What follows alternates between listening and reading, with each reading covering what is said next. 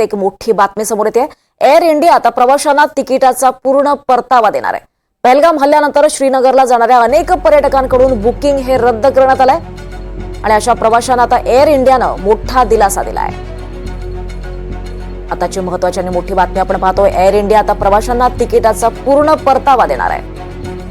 दरम्यान प्रवाशांना तारीख बदलण्याचाही पर्याय देण्यात आलेला आहे आणि त्यामुळे आता प्रवाशांना मोठा दिलासा मिळाला आहे। या संदर्भात अधिक माहिती घेऊयात। आपल्यासोबत आपले प्रतिनिधी रामराजे शिंदे आहेत। रामराजे, आता एक मोठी बातमी या पार्श्वभूमीवर सगळ्यात समोर येते। एअर इंडिया आता प्रवाशांना तिकिटाचा पूर्ण परतावा देणार असल्याचं कळत आहे। बिलकुल दीपाली, आणि एनडीटीव्हीची टीम आलेली आहे आता श्रीनगर एअरपोर्टवर आणि इथं आपण चित्र दाखवतो की कशा पद्धतीने हे फोर्स जो आहे तो वाढवण्यात आलेला आहे आणि इथे हे पॅरामिलिटरी फोर्सेस आणि आर्मीचे जवान जे आहेत ते आता येतच आलेले आहेत। हा एअरपोर्टचा परिसर आहे। एअर इंडियानं दिलासा दिलेला आहे, जे रिफंड आहे ते पूर्ण देण्याचं कबूल केलेलं आहे आणि त्यामुळे मोठा दिलासा एअर इंडियाच्या या प्रवाशांना मिळाला असं पाहायला मिळतंय। आणि इथून जे जाणार आहेत की ज्यांनी ऑलरेडी तिकीट बुक केले त्यांच्या संदर्भामध्ये सुद्धा एअर इंडिया जे आहे ते सहकार्य करत असल्याची माहिती मिळते। आपण इथं पाहतोय की एअरपोर्टवर कशा पद्धतीने सुरक्षा आहे। सीआरपीएफची तिथं गाडी जी आहे ते तैनात करण्यात आलेली आहे। प्रत्येकाला चेकिंग करून सोडलं जात आहे आणि आज काश्मीर पूर्ण बंद ठेवण्यात आलेलं आहे। श्रीनगर पूर्ण बंद आहे, त्यामुळे हे एअरपोर्ट इतर वेळेस वर्दळ असते, परंतु आज तुरळक प्रमाणामध्ये हे लोक दिसत आहेत आणि हे सगळे जवान दिसत आहेत आणि आणखी जवानाचा ताफा जो आहे तो कंटिन्युअस येतोय। पोलिसाच्या गाड्या ज्या आहेत ते सतत इथे येत आहेत, आपल्याला इथं पाहायला मिळत आहे आणि केवळ फक्त काही मोजके लोक जे आहेत ते इथं आपल्याला या एअरपोर्टवर दिसत आहेत आणि ज्यांनी कालचा हल्ला झाल्यामुळे अनेक जे पर्यटक होते त्यांनी आपला प्रोग्राम रद्द केलेला आहे, परंतु त्यातही काही पर्यटक जे आहेत ते आलेले आहेत इथे, परंतु इथे आल्यानंतर एअरपोर्टवर उतरल्यानंतर ते काही स्टक झालेले आहेत, एअरपोर्टवरच थांबलेले आहेत आणि आता परतीचं तिकीट जे आहे ते काढत आहेत, शोधण्याचा परत प्रयत्न करत आहेत आणि इथे अलर्ट पण जारी केलेला आहे। इथले पोलीस आणि त्याचबरोबर आर्मीच्या जवानांनी सुद्धा खबरदारी पर्यटकांना घेण्यासाठी सांगितलेलं आहे। आपण पाहतोय की जवानांचा जो ताफा आहे तो वारंवार इथे येत चाललेला आहे आणि संपूर्ण ठिकाणी रेड अलर्ट जो आहे तो घोषित करण्यात आलेला आहे।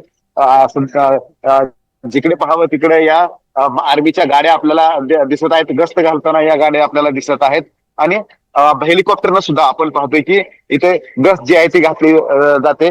श्रीनगर आणि त्याचबरोबर बांदीपुरा, कुपवाडा, अनंतनाग हा सेन्सिटिव्ह परिसर आहे आणि म्हणून या परिसरामध्ये जी आहे ती आता खबरदारी घेतली जाते। रामराजे, या सगळ्या पार्श्वभूमीवर, या हल्ल्याच्या पार्श्वभूमीवर सध्या सर्च ऑपरेशन कसं राबवलं जात आहे? कारण आपण मगाशीच दृश्य दाखवलेत की हेलिकॉप्टरने हे सगळं सर्च ऑपरेशन राबवलं जात आहे।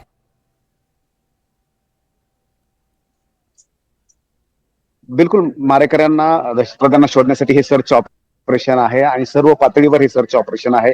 3 लेअरवर सर्च ऑपरेशन हे केले जाते। एक जिथे घटना घडली त्याच्या आसपासचा परिसर, दुसरं म्हणजे की पूर्ण जिल्हा अनंतनाग आणि तिसरं म्हणजे की जिल्ह्याच्या बाहेर सुद्धा सर्च ऑपरेशन सुरू आहे। प्रत्येक ठिकाणी अलर्ट जारी करण्यात आलेला आहे, सर्व यंत्रणांना जे आहे ते सज्ज करण्यात आलेलं आहे आणि म्हणूनच प्रवासी कोणतेही किंवा पर्यटक जे आहेत ते रस्त्यावर आपल्याला दिसत नाहीत। आज केवळ सुरक्षा यंत्रणाच्या गाड्या ज्या आहेत त्या आपल्याला दिसून येत आहेत आणि इतर सर्व गाड्या, सर्व दुकानं, हॉटेल्स जे आहेत ते बंद ठेवण्यात आलेले आहेत। अनेक जे इथे पर्यटक आलेले आहेत ते मात्र इथे हॉटेलमध्ये अडकून पडलेले आहेत। अशा वेळी त्यांना परत जायचंय, आपापल्या घरी जायचंय, आपापल्या राज्यामध्ये जायचंय, तर त्यासाठी सुद्धा वारंवार संपर्क ठेवण्यात, प्रत्येक राज्यानं आपल्या पर्यटकांसाठी एक हेल्पलाईन नंबर सुद्धा जारी करण्यात आलेला आहे आणि जेणेकरून त्यांच्या जीवाला कोणताही धोका पोहोचू नये अशा प्रकारची सुद्धा इथं काळजी घेण्यात आलेली आहे।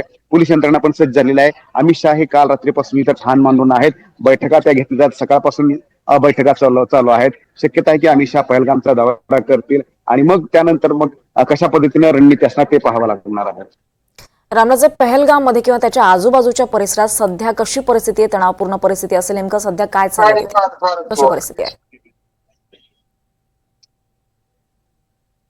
बिलकुल, आपण एअरपोर्टवरचे हे चित्र दाखवते की हे पण पाहतो की सीआरपीएफचे ही आणखीन एक बस आलेली आहे, कारण वारंवार पॅरामिलिटरी फोर्सेस, सीआरपीएफ आणि असं रूप आलेलं आहे की संपूर्ण काश्मीरला छावणी स्वरूप आलेले आहे. आणि हे जवान जे आहेत ते आता येतच चाललेले आपल्याला दिसून येतात. मोठ्या प्रमाणावर जो बंदोबस्त आहे तो वाढवण्यात आलेला आहे.